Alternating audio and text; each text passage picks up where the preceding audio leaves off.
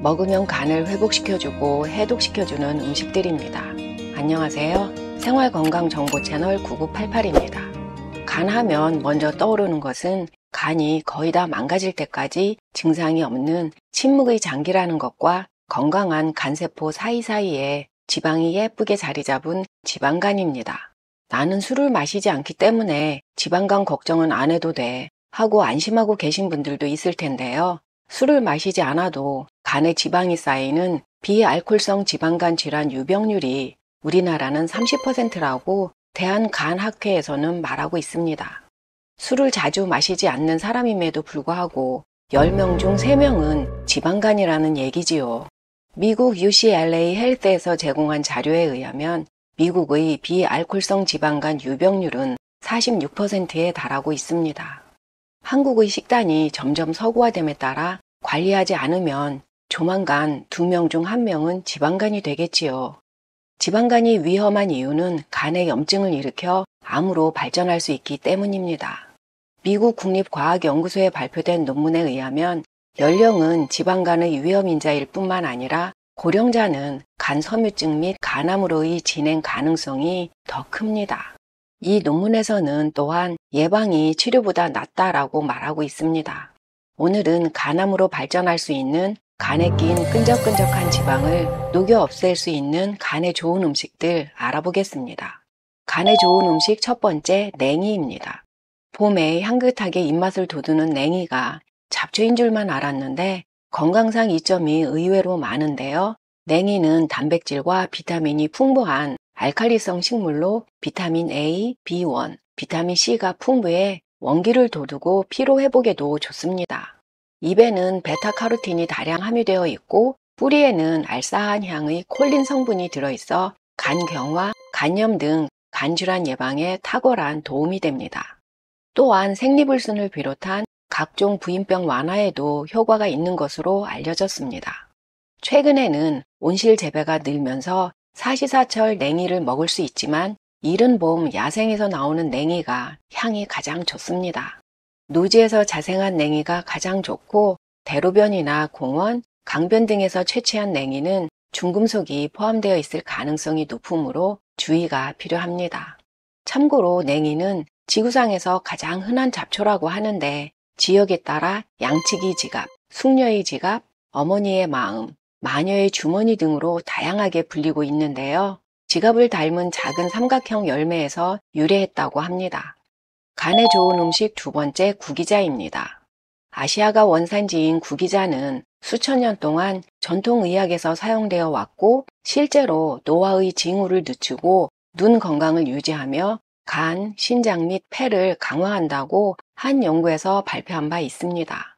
이는 구기자가 함유하고 있는 베타인, 제아잔틴, 카로틴, 비타민 C 등의 항산화제 때문인데 항산화제는 자유라디칼이라고 하는 유해한 분자를 중화시켜 세포 손상을 방지하는 화합물입니다. 혈액 희석제나 당뇨, 고혈압 약을 드시는 분은 구기자가 약물 상호작용을 일으킬 수 있다고 하니 섭취하기 전에 담당 의사와 상담 후 드시는 것이 좋습니다. 간에 좋은 음식 세 번째, 미나리입니다. 동의보감에는 미나리를 갈증을 풀어주고 머리를 맑게 해주며 주독을 제거하고 대소장을 잘 통하게 하고 황달, 부인병, 웅주 후 숙취 해소에 효과적이라고 기록되어 있습니다. 사이언스 저널 과학 잡지에 발표된 논문에 의하면 미나리가 함유하고 있는 페놀산, 플라보노이드 등의 항산화, 항바이러스 특성은 급성 만성 감염 및 황달을 치료하고 간 보호 특성이 있습니다. 미나리는 서늘한 성질을 가지고 있는 식품이라서 평소에 몸이 냉하신 분들은 너무 자주 섭취하지 않는 것이 좋겠습니다. 간에 좋은 음식 네 번째, 자몽입니다. 자몽에서 발견되는 항산화제는 염증을 줄이고 세포를 보호함으로써 간을 손상으로부터 보호하는 데 도움이 된다는 사실이 한 연구에서 밝혀졌습니다. 연구에 따르면 이러한 항산화제는 만성염증으로 인해 간이 섬유 조직으로 뒤덮이는 간섬유증의 발병을 줄이는 데 도움이 될 수 있습니다. 간에 좋은 음식 다섯 번째, 적포도입니다.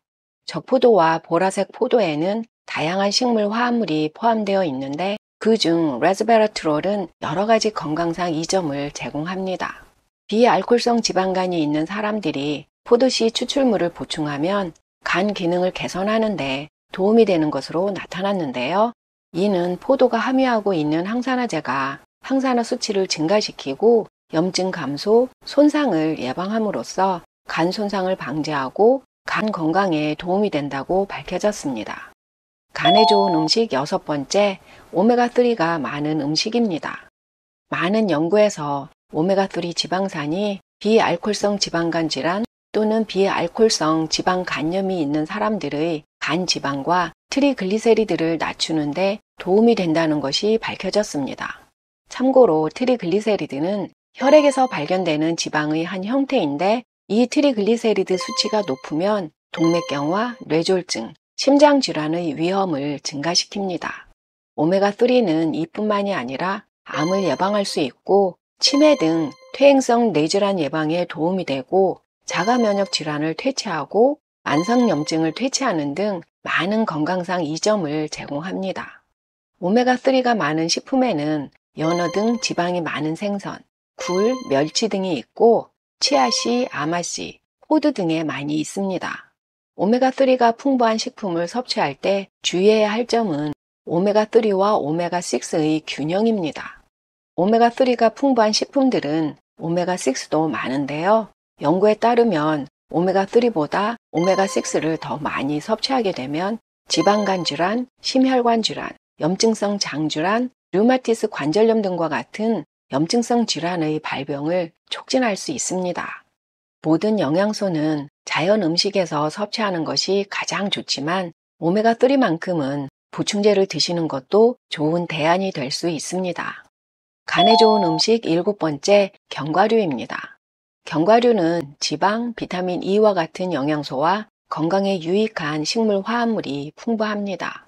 이러한 구성은 심장 건강뿐만이 아니라 간 건강에도 도움이 되는데요.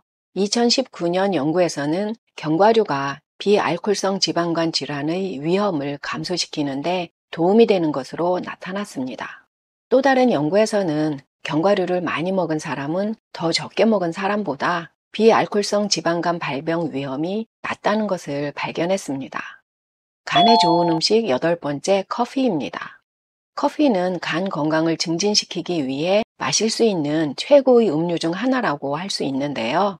연구에 따르면 커피를 마시는 것이 만성 간 질환이 있는 사람들의 간 경화 또는 영구적인 간 손상 위험을 낮추는데 도움이 된다는 연구 결과가 반복적으로 나타났습니다. 이러한 이점은 간 질환의 주요 원인인 지방과 염증으로 인한 콜라겐 섬유의 축적을 방지하는 능력에서 비롯되는 것으로 밝혀졌습니다. 이쯤에서 커피의 카페인과 발암물질이 떠오를 텐데요. 커피는 또한 철분 흡수도 방해를 하지요. 발암물질 논란이 되고 있는 아크릴 아마이드는 커피빈을 볶는 과정에서 생성됩니다. 아크릴 아마이드는 커피빈을 많이 볶을수록 많이 생성이 되는데 라이트 로스팅은 아크릴 아마이드 함량은 미미하지만 신맛이 강하니 미디엄 로스팅 커피빈을 사용하면 맛도 잡고 아크릴 아마이드를 최소한으로 줄일 수 있습니다. 아크릴 아마이드는 냉장 보관하는 식품에서도 생성된다는 이 동영상에서 설명하고 있으니 참고하시면 도움이 됩니다. 나쁜 콜레스테롤 LDL을 높인다는 커피의 카페스톨은 스틸 필터를 사용하는 고온 압축 에스프레소가 가장 높고 종이 필터를 사용한 핸드드립 커피에서는 가장 적게 발견되었다고 한 연구에서 발표한 바 있습니다. 빈속 커피는 카페인이 위벽을 자극하기 때문에 식후에 드시면 좋은데 커피는 철분 흡수를 방해하니 조금이라도 철분 흡수 방해를 줄이기 위해서는 식후 최소 30분 후에 드시는 것이 좋습니다.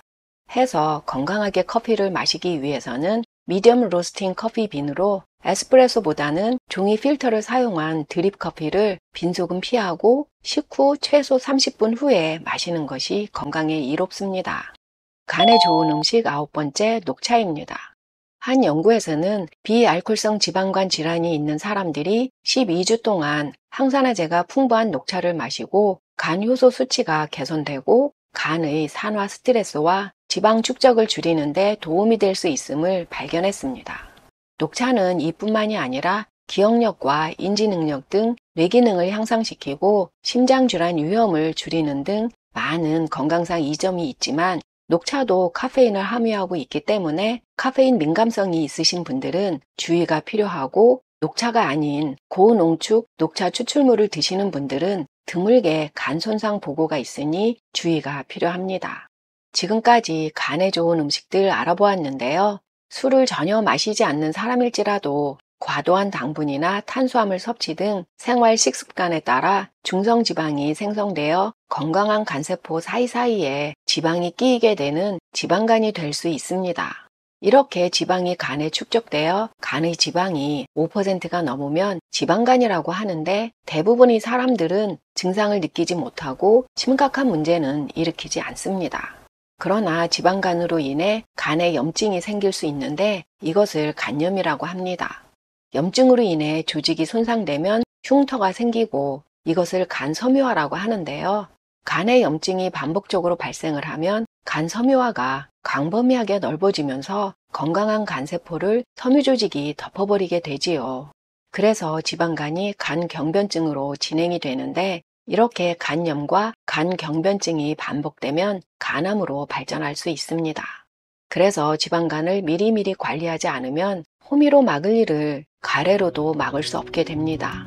한국간학회에서는 지방간 관리를 위해 체중 감량과 운동, 그리고 식사요법을 제안하고 있습니다.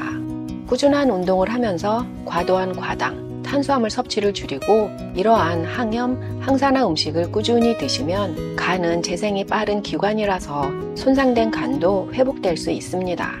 영상이 도움이 되셨나요? 구독과 좋아요, 알림 설정 부탁드립니다. 99까지 88한 중년 9988이었습니다. 더 유익한 영상으로 다시 뵙겠습니다. 끝까지 시청해 주셔서 감사합니다. 건강하고 행복하세요.